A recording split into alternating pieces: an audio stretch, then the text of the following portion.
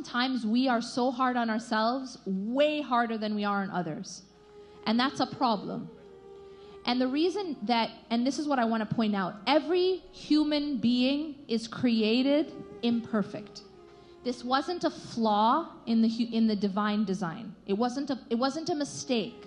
Allah subhanahu wa ta'ala doesn't make mistakes. So the fact that Allah made the human being, fallible and imperfect is by design. So that's the first thing I want to establish. We make the mistake, and this brings me full circle to my first point. We make the mistake of thinking that for something to be good, it has to be flawless. And I repeat that because this is deep. We think that for something to be good, it has to be flawless. Or for something to be good, it has to be perfect. And that's actually a myth. And it becomes self-sabotaging. Because we think that, and this is why we turn our heroes into superhuman. Because we say if they're good, they must have been superhuman.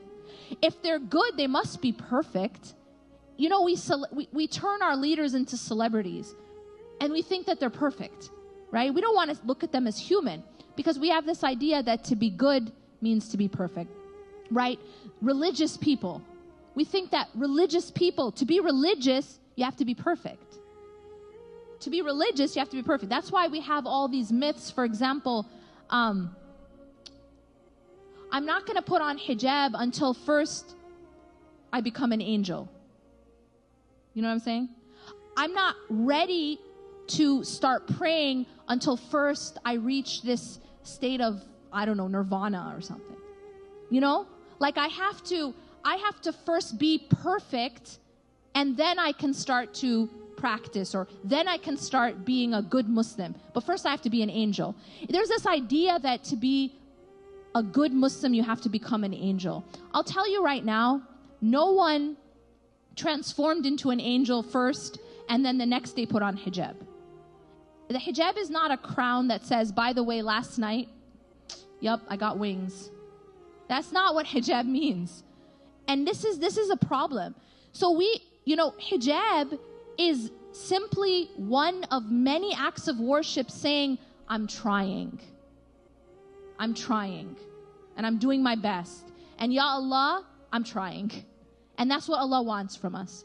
In fact, the dua that we're taught by the Prophet Muhammad ﷺ, it's called Sayyidul Istighfar, which means it's the best dua, the master of the supplications for repentance.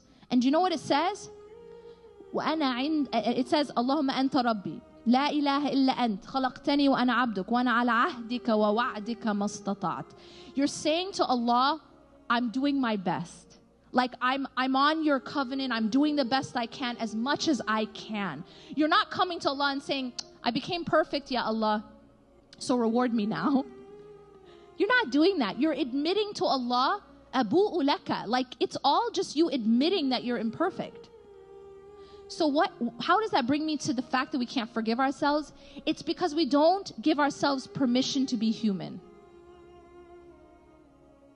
We don't give ourselves permission to be human. We expect perfection from ourselves and from others. This is why we can't forgive others, and this is why we can't forgive ourselves. It's because I expect, no, I'm not allowed to make mistakes. I have to be perfect. And then when we make a mistake, we take out the whip and we whip ourselves. And it's just extremely toxic. It's extremely toxic. If Allah can forgive you, then why can't you forgive you?